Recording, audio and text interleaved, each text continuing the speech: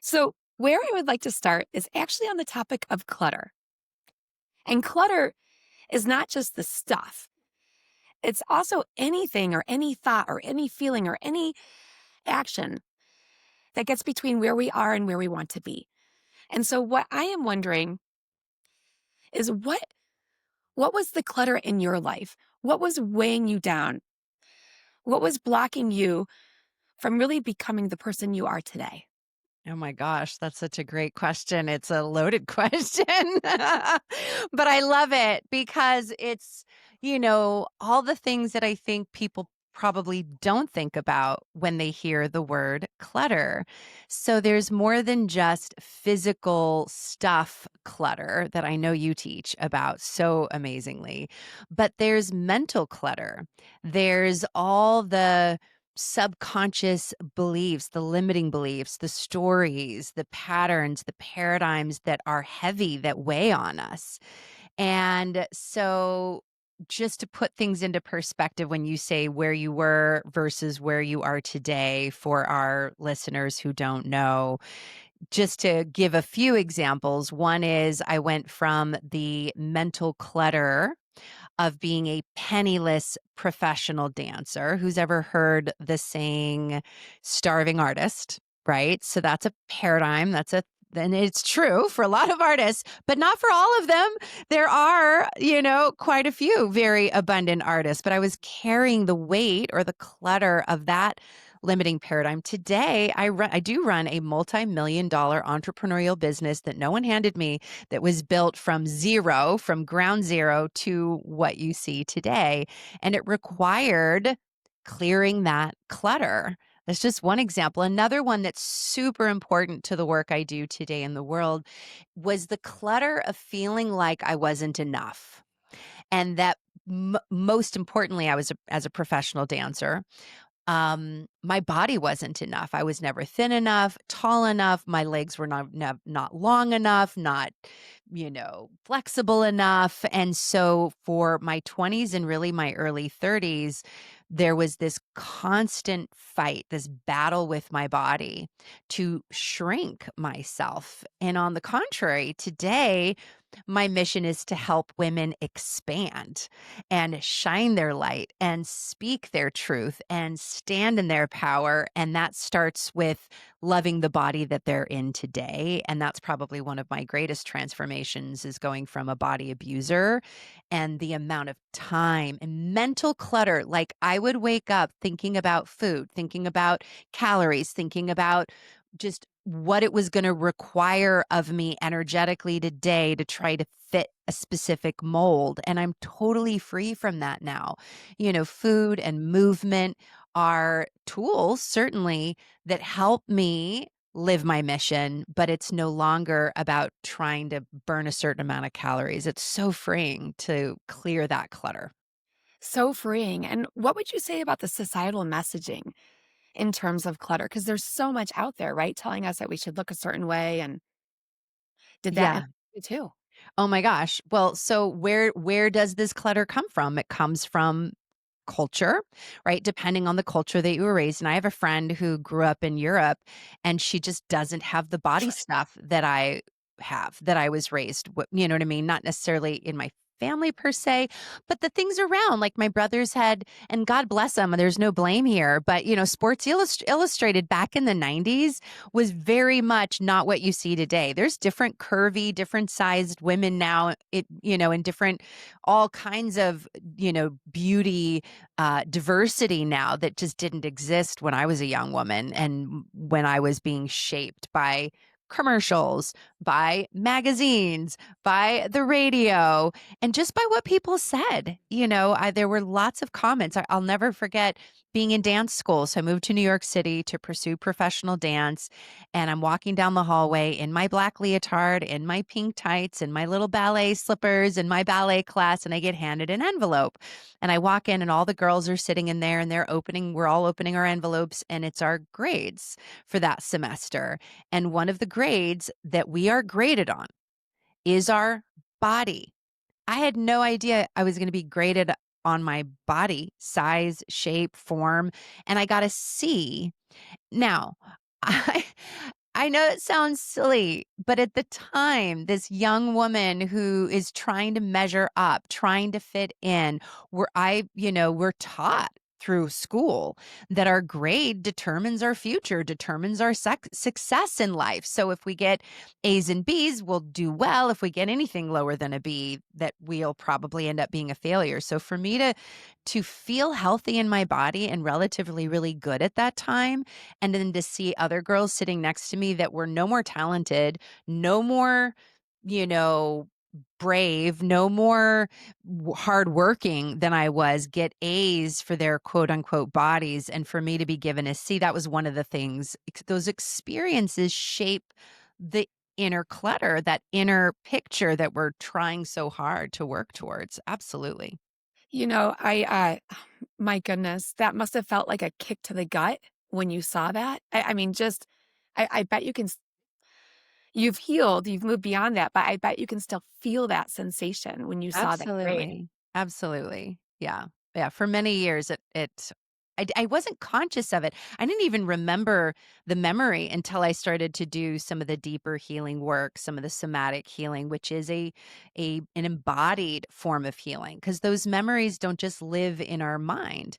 They live in our soma. They live in our whole body system as a vibration. You're not enough. You don't measure up, that then can drive really harmful behavior for many, many years. And so when I started to do this deeper healing work and I got some transformational coaching and I found conscious dance and energy medicine and mind, body, spirit healing and started to pull the weeds, memories started to rise to the surface, not to go back and relive them, but to embrace that, probably what she was 18-year-old young woman. And I literally rewrote that story, Heather. So one of the practices that I also do in my coaching is that if there is a memory that keeps surfacing or that just simply surfaces and it does still provide us a visceral sensation in the body, you can rewrite that memory.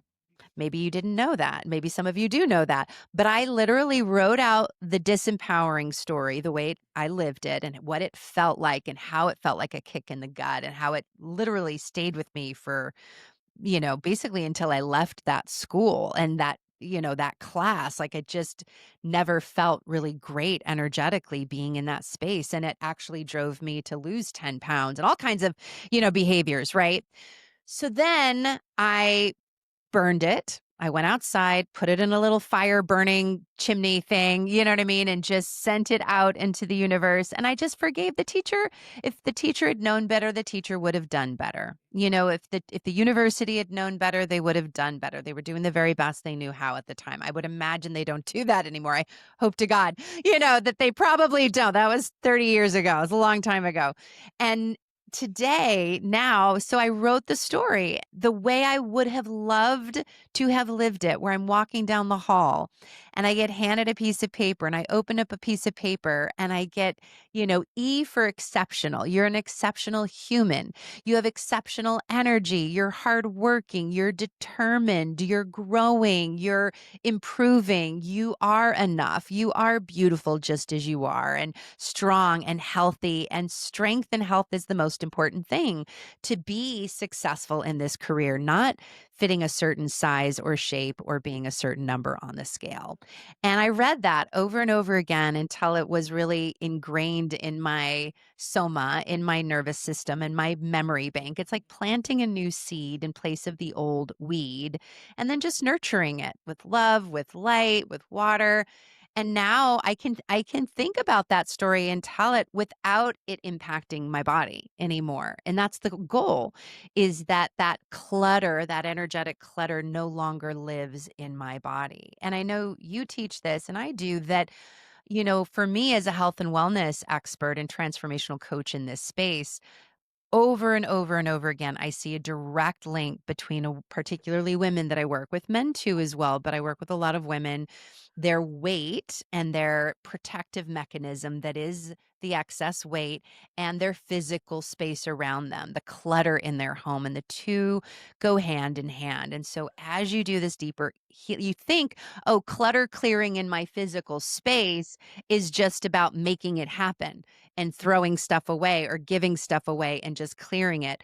But really, what I find is when my clients do the deeper energy clearing in their subconscious and in their bodies, all of a sudden the clutter, it gets itchy and starts to feel tight and like it has to go. And it just starts going. Like they just start it's just they're compelled to do it versus it feeling like a chore and challenging and difficult. And what also happens is even if you do clear the clutter, if you don't do the inner work, the clutter's going to come back because it's an energetic pattern. 100%. It will come back if you don't do the deeper work. I agree. And I am just thinking right now, so many of us watching or listening have experienced something like you experienced 30 years ago. Uh, your story, it brought tears to my eyes. The ceremony that you created, the letter writing, the burning, and then rewriting the story. I had a coach tell me in high school after practice one day, he pulled me aside and said, Heather, you need to lose weight. You need to lose weight if you want to be competitive. And he told me a certain amount to lose. Wow. And of course, I doubled that amount because I was so shocked and mortified and all the things. And I lost that weight, but it began this cycle of Mhm. losing and losing and gaining that I had for years. And if anybody right now is in that cycle right now, I want you to know, we both want you to know that you can heal from that. You can move through that. You can get to the other side where that's no longer your reality. Um, Mhm. what a beautiful tool that you just shared with us, Jennifer, Mm. to be able to take agency and create the story that you really do want. Thank you. Thank you. Yeah. Thank you. Well, you mentioned dancing, and so I want to share with you. A few years back, I met a woman in her mid 60s, and she was divorced. It was a divorce that she did not want. And for a long time, she could not get out of bed. She was depressed. She felt so heavy, just so miserable and um, just awful. And then one morning, she woke up and she had an idea. She decided to turn on some music, her favorite Mm. music, and dance. And she Amazing. danced for 2 hours. And after the 2 hours of just dancing by herself in her home, she felt amazing. And that became her therapy. So every morning for years, the first thing she does is dance. So she doesn't fill the calendar with anything else. This is sacred healing time for her. And when I say sacred healing time, I really do mean she was healing. And I'm wondering, with your background and your knowledge and wisdom on dance and conscious dance, is Mhm. there science behind this? Yeah. Yes. Yes, there is. What is the Lots of science? it. What? Yeah, tons of science, and that's the great thing. I mean, science has finally caught up to what humans have been doing and have known for centuries. Really, for thousands of years, humans have used music and drumming and moving. In tribal times, the tribe would meet the warriors who were out in battle with drumming and sounding and shaking and hopping and dancing because they knew the trauma just intuitively. They wouldn't have been able to scientifically tell you as medical allopathic, you know what I mean, doctors at the time, but they intuitively knew we need to help our warriors shake the trauma, digest it, integrate it, move it through their system. And same thing. I mean, we still dance at weddings. That's like one of the cultural things we continued to carry forward. Thank goodness. There's still some dance, you know what I mean, in our culture. But yeah, so science is really, really clear that more recently there was a study done about depression in general, and they studied everything from exercise to weightlifting to aerobics to, of course, antidepressants, different forms of SSRIs and whatnot. And dancing outperformed all of those forms of therapy.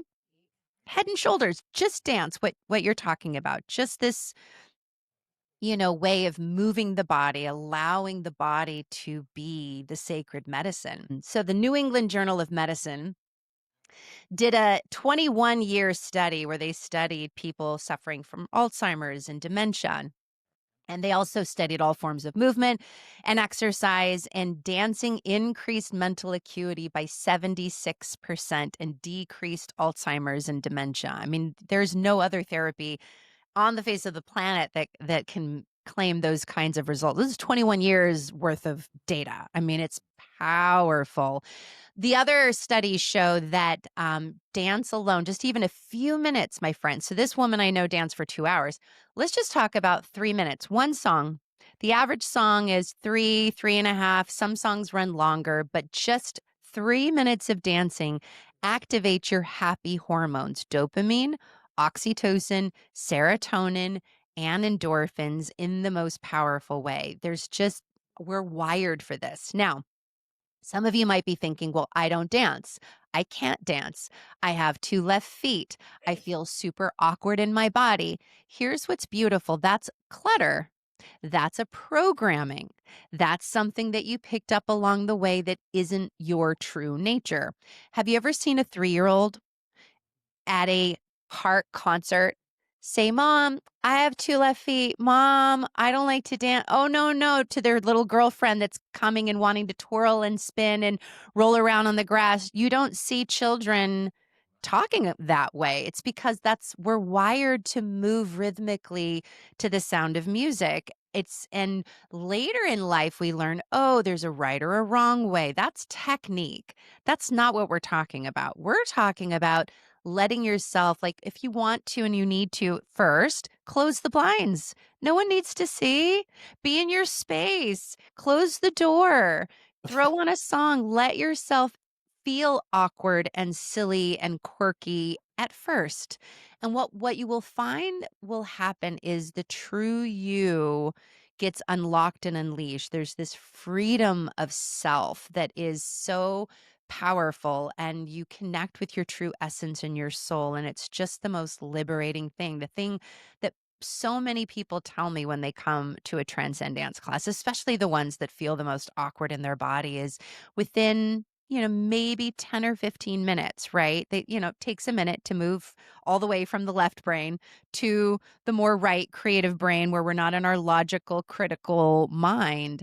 But once that journey happens and they're in this space, they feel free, they feel liberated, they have fun, they giggle and laugh and play, and the body knows what to do. The other thing this does is, I believe that our issues live in our tissues, and that in order to heal it, you must feel it. And the body is our greatest teacher, our greatest healer. I believe we all have an inner physician within. But what we're often doing is telling the body very robotically, walk here, walk there, sit for 5 hours, stand now, go to the gym and do more. It's very linear movement. Our everyday life is very typically linear unless we work some odd job where we're moving rhythmically or circularly, but the average human isn't. And dance, when you let the body begin to move, it will mimic circles, spirals, flowing type movement that looks like, so if you were to look at cells under a microscope, they're spinning. If you look at the strands of the DNA, there's this spiral energy. So if you take the average person and turn on music and then blindfold them, they're not dancing 2 steps forward, 2 steps back, right, left, right, left.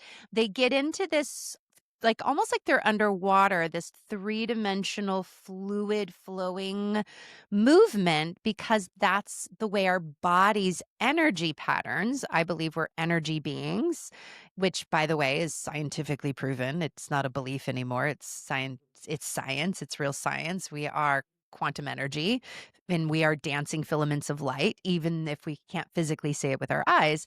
So the body starts to mimic those movements. And I believe, because I've seen this over and over and over again with clients of mine that come in with a locked shoulder or pain in their hip or a headache or massive fatigue. And what I teach is that's the time to connect with the earth, to open up to guided breath, to move, even if it's just super gentle movement. It's not, dancing doesn't have to look like Taylor Swift on stage, like it's whatever the body's seeking and wanting to do. And these clients, within just a few minutes, the headache's gone.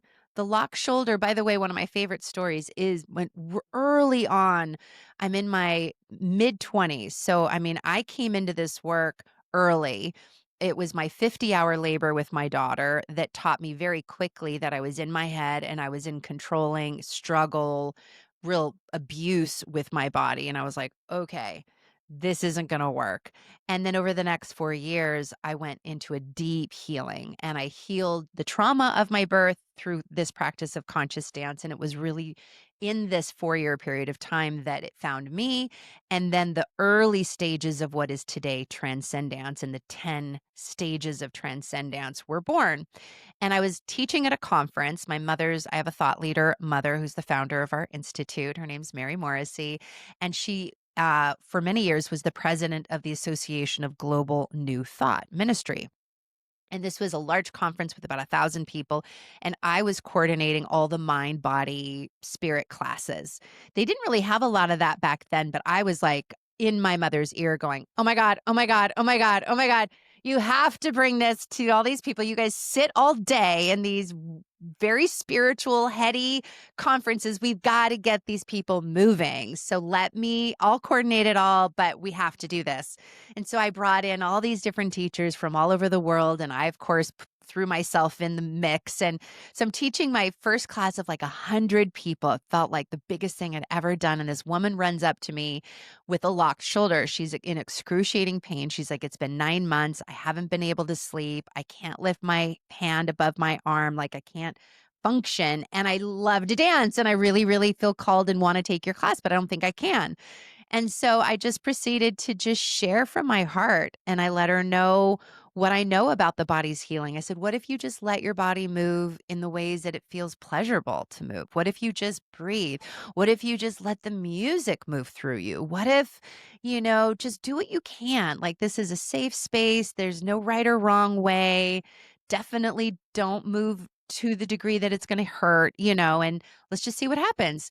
At the end of class, about an hour and a half later, she comes running over, tears streaming down her face. And I'm immediately worried. I'm like, oh no, maybe I should have told her not to do the class. Like I'm 26. I have no idea. I'm super young in all of this. And she looks at me and she starts laughing and she reaches her hand up above her shoulder. She's like, Jennifer, it's gone.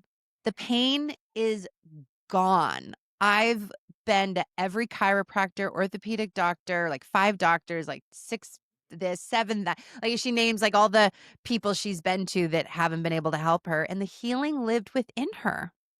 Like the healing was available to her the whole time. It was probably, I don't have a logical way to describe it other than to say most likely she was shouldering something. It was embodied pain, trauma, whatever, that she finally let down with music, with breath, with community, the vibration. Also, when we come together as humans and we move together, there's this what's called collective effervescence. That's this collective joy that trains the nervous system. it can be a pattern interrupt. So if you're like, I have clients that have struggled with depression and they've forgotten what joy looks like, and they come into class and there's this one of the 10 stages where we partner with somebody and we do mirroring, mirror dancing. Just fun, playful. It's, nothing fancy or hard. And she said, the woman I was partnered with was exuberant. She was beaming with authentic joy, and I inherited it like it was contagious. Like, I haven't been able to feel that on my own. I haven't been able to create that, but I could it was magnetic. I could feel it in my body. Now I can remember. It's like it's just magical. It's so powerful. So powerful. And you mentioned the nervous system. And so is this something that we can use? It's available to us all, right? To help regulate our nervous systems? Sounds A like it. Absolutely. And like I said, certainly you can come and learn more about TranscenDance and more formal modalities that take you on a guided journey. And I'll share with your, audience a free gift of how to do that here in just a moment. But I really mean it. If there's a song that that when you're driving in the car, this song comes on, the one, it's probably one from high school, or one of those songs, and you just can't help but tap your feet and sway your shoulders, and a smile comes to your face. Music is my greatest partner in this work because music activates the right brain. It bypasses logic and it moves through the soma. So, one of the greatest ways to regulate the nervous system is music. Of course, breath and really working with breath consciously, but then just a few minutes a day. It doesn't have to be your friend's 2 hour. I mean, that's amazing. And kudos, but a lot of people are like, yeah, that's not going to happen. I got kids to get to school. I've got this, I've got work, but you do have 3 minutes. One of my favorite power tools with clients is the 5 minute power move. We all have 5 minutes. We all spend 5 minutes on Facebook or Instagram or on Netflix or on video games on our phone, like Candy Crush or whatever the game is. You know what I mean? That you can borrow from those 5 minutes and do something that's really, really healthy for your mind, your body, and your soul. So, yeah. Yes, you can. Yes, you can. And so I want to ask you about Transcendence. How did you come upon the name? I love the name. And tell us a little bit more about it. Yeah.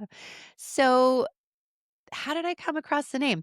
That's a really great question. In all transparency, I used to call it something else.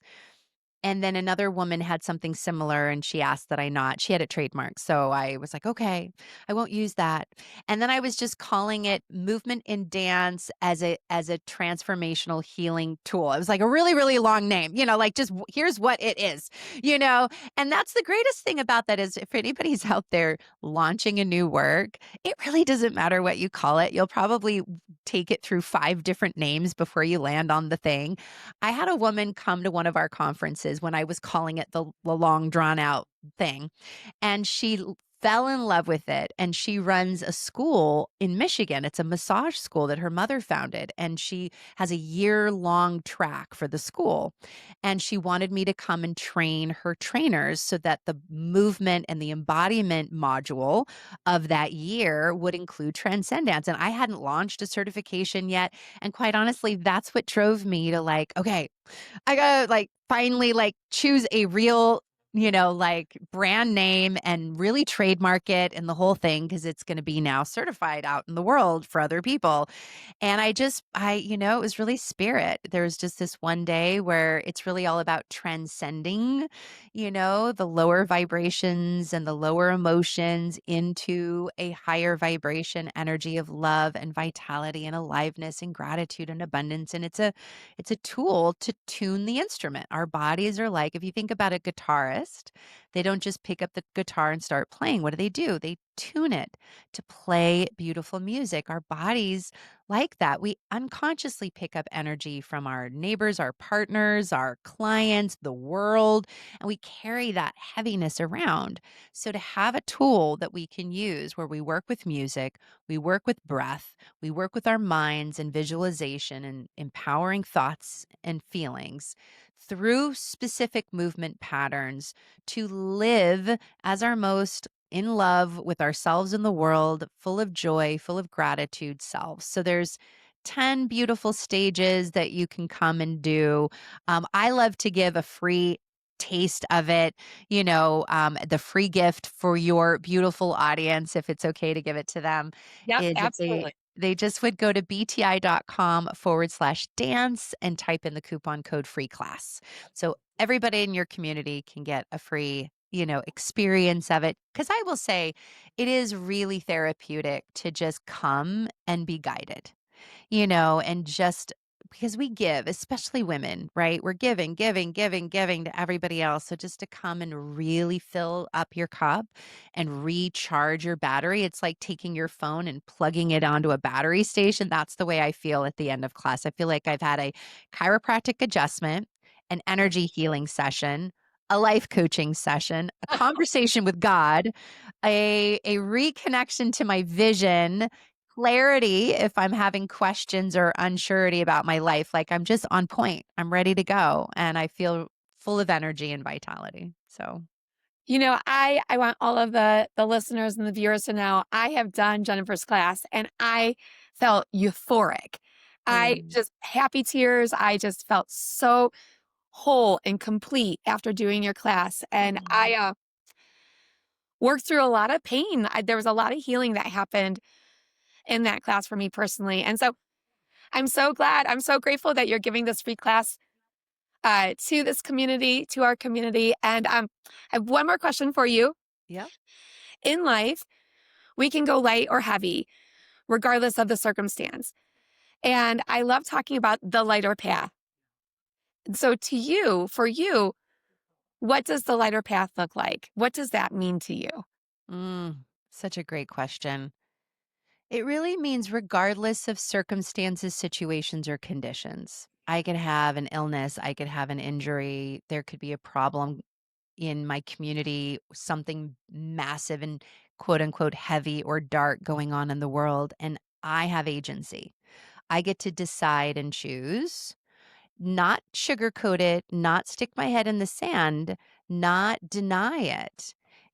Part of what TranscenDance gives me is a space to come and scream into the wood floor and shake out my anger about stuff that's going on in the world and cry and move the energy, but then tune to who do I choose to be today? Am I going to be a person of increase? Am I going to bring love and joy to my interactions? God, use me as an instrument for your good. What would you have me, Jennifer, with my voice, with my time, with my gifts and talents to make a positive difference in the world? Like be on your podcast today, Heather. There's a lot of things I could be doing today, and you could be doing today, and you have chosen to use your voice for good. That's what really living the light path is for me. So, Mm, that was so beautiful. And I just love how you brought that to life. Jennifer, we've got your free class. Where can people find you on social media and so forth? yeah. So TranscenDance Global for Facebook or Instagram.